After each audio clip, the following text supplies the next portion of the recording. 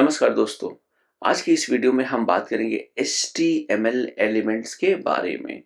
तो HTML elements जैसा मैंने आपको बताया था, कंप्लीट HTML एलिमेंट्स के कलेक्शन पे बना होता है। मतलब HTML का जो डॉक्यूमेंट आपके पास होता है उसमें बहुत सारे HTML एलिमेंट्स होते हैं। तो HTML एलिमेंट्स को मिलाकर ही एक HTML का पेज बनता है। तो HTML एलिमेंट के अंदर क्या-क्या चीजें होती है? HTML एलिमेंट के अंदर एक स्टार्ट टैग होता है, ठीक है? उसके बाद कंटेंट होता है और टैग एंड होता है, जिसे एंड टैग कहते हैं। यहाँ पर इसे अच्छे से समझें। टैग नेम से स्टार्ट होगा, इसके अंदर कंटेंट जाएगा और फिर टैग नेम क्लोज हो जाएगा। चलिए मैं इसको एग्जांपल से भी यहाँ समझा देता हूँ। और ये रहा एग्जांपल, ठीक है? अब यहाँ पर मैं देखिए डिलीट कर देता हूँ इसे, ठीक है? अब यहाँ पे h1 एक टैग है जिसे हम स्टार्ट टैग कहेंगे and this is heading 1। Okay, ये कंटेंट मैंने लिखा और h1 मैं यहाँ पे क्लोज कर दूंगा। तो यहाँ पे स्टार्ट टैग, एंड टैग और कंटेंट रन किया मैंने, तो ये हमारा कंप्लीट एक h1 एलिमेंट बन गया, ठीक है? उसी तरीके से हमारे पास h2, दिस इज हेडिंग 2, ये H2 हो गया। उसी तरीके से H3, दिस इज हेडिंग 3। तो ये जितने भी आप यहाँ पर एलिमेंट्स देख रहे हो इसमें स्टार्ट टैग और एंड टैग दोनों हैं। कुछ ऐसे भी हमारे पास एलिमेंट्स होते हैं जिसमें स्टार्ट टैग तो होता है, कोई कंटेंट नहीं होता। तो BR टैग जैसे हमारा है, जिसे कहते हैं ब्रेक टैग, ये इसे हम कहते हैं एम्प्टी टैग। ओके,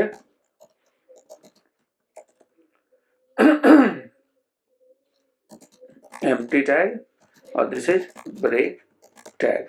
ओके, इसे मैं रन करता हूं तो यहाँ एम्प्टी टैग से पहले यहाँ पर ये एक्स्ट्रा ब्रेक BR के थ्रू हो चुका है। जैसे मैं यहाँ पर लिख देता हूँ टेस्ट, और टेस्ट के बाद हम ब्रेक दे देंगे।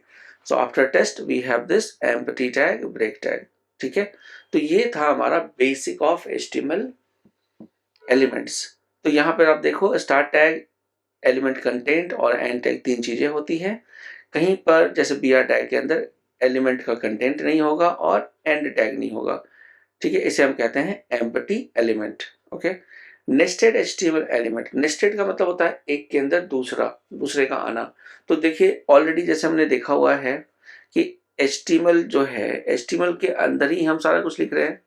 तो HTML एलिमेंट के अंदर के कंटेंट में हम दूसरे एलिमेंट्स लिखते हैं, जैसे बॉडी एलिमेंट, बॉडी के अंदर फिर हम H1P ये सब लिखते हैं। इसको कहते हैं नेस्टिंग, एक टैग के अंदर दूसरा लिखना। चलिए मैं आपको दूसरा करके दिखाता हूँ। जैसे ये हमारा है, एक नॉर्मल पैराग्राफ बना लेते हैं। जैसे ये P टैग है, ठीक है? तो ये पैराग्राफ टैग है और इसमें लिखा हुआ है माई फर्स्ट पैराग्राफ, ठीक है? और इसके अंदर मैं लिखता हूँ this text will be bold. Okay, अब ये मैंने लिख दिया कि इस पैराग्राफ के अंदर ही मैं दूसरा एक एलिमेंट बना देता हूँ, B टैग। तो ये B एलिमेंट हो गया। B एलिमेंट के अंदर B टैग स्टार्ट, इसका कंटेंट और B tag close. B tag basically होता है बोल्ड के लिए, किसी चीज को आपको स्ट्रांगली दिखाना है तो आप कर सकते हो। अब मैं रन पे क्लिक करूंगा, देखिए ये पहला पैराग्राफ था, इसमें ये वाला जो टेक्स्ट तो नॉर्मल है, लेकिन ये this text is will be bold. तो ये बोल्ड हो चुका है क्योंकि हमने पैराग्राफ के अंदर B टैग को एक पार्टिकुलर टेक्स्ट के अंदर को सिलेक्ट करके B टैग अप्लाई किया हुआ है, ठीक है? So this is called nesting of, ठीक है, नेस्टेड HTML एलिमेंट्स। एग्जांपल मैंने आपको एक्सप्लेन कर दिया है। और yes, never skip the end tag. So देखिए normally it is not necessary कि जैसे P टैग यहाँ स्टार्ट किया है तो P टैग क्लोज करो। अगर हम नहीं भी देते हैं तो भी इट विल वर्क। तो यहाँ देखिए ये पैराग्राफ बन चुका है। और अगर मैं फिर से यहाँ पे एक P टैग, थर्ड पैराग्राफ, ठीक है, और ये करता हूँ तो ये थर्ड पैराग्राफ बन जाएगा। उस तरीके से फोर्थ फिफ्थ बना सकते हो। लेकिन जो रूल कहता है हमेशा हम टैग्स को क्लोज करना चाहिए, ठीक है। तो जैसे हमने यहाँ पे पी टैग यहाँ क्लोज कर दिया, यहाँ पे भी कर दिया और यहाँ पर भी कर दिया। तो क्यों करना चाहिए पी टैग क्लोज हमेशा? एक तो ये रूल है कि आपको रूल फॉलो करने चाहिए। ये अलग बात है कुछ ब्राउजर्स जैसे आपका बिना पी टैग क्लोज किए भी इसे आपको एचटीएमएल में डिस्प्ले कर देंगे, लेकिन हो सकता है किसी पर्टिकुलर ब्राउजर में कहीं पर आपका कोड काम ना करे, तो इसलिए कोई अनएक्सपेक्टेड रिजल्ट्स ना आ जाए, तो आपको ये पी टैग या कोई भी जो टैग है उसको हमेशा आपको एंड करना चाहिए, never skip the end tag. इसके बाद हमारे पास आता है एम्पटी एचटीएमएल एलिमेंट्स। तो जैसे मैंने बताया बी आर टैग जो है क्या है, एम्पटी एलिमेंट है जिसका कोई एंड टैग नहीं होता, क्लोजिंग टैग नहीं होता।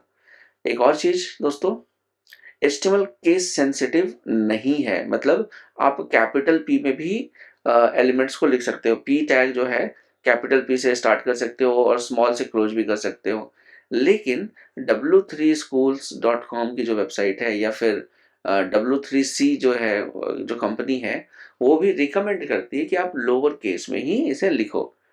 ये अच्छी बात है कि अगर गलती से बाय मिस्टेक आपका कोई एलिमेंट कैपिटल भी रह गया तो आपका ब्राउज़र उसको समझ के डिस्प्ले कर देगा, but as a coder, as a programmer, as a web developer आपको हमेशा एचटीएमएल के अंदर जो टैग्स है उसको स्मॉल में रखना चाहिए। एंड ये मैंने H1 से H6 भी आपको बता दिया है, बॉडी टैग बताया हुआ है, एचटीएमएल टैग एलिमेंट ये भी बताया हुआ है। ये एग्जांपल बिल्कुल क्या है, insert the correct and tag. तो एंड टैग दोस्तों आप करके देख लेना, मैं आपको आंसर यहाँ बता देता हूँ। ये H1 कुछ ऐसे क्लोज हो जाएगा, देखिए यहाँ H1 स्टार्ट हुआ, H1 क्लोज होगा। क्लोज कैसे पहचानेंगे, फॉरवर्ड स्लैश को देखकर पहचानेंगे कि ये क्लोजिंग टैग है और ये स्टार्टिंग ऑफ द टैग है। ओके, तो I hope this video is clear to you. मिलता हूँ आपको आपके साथ अगली वीडियो में। नेक्स्ट वीडियो में हम बात करेंगे एट्रीब्यूट्स के बारे में। Thank you.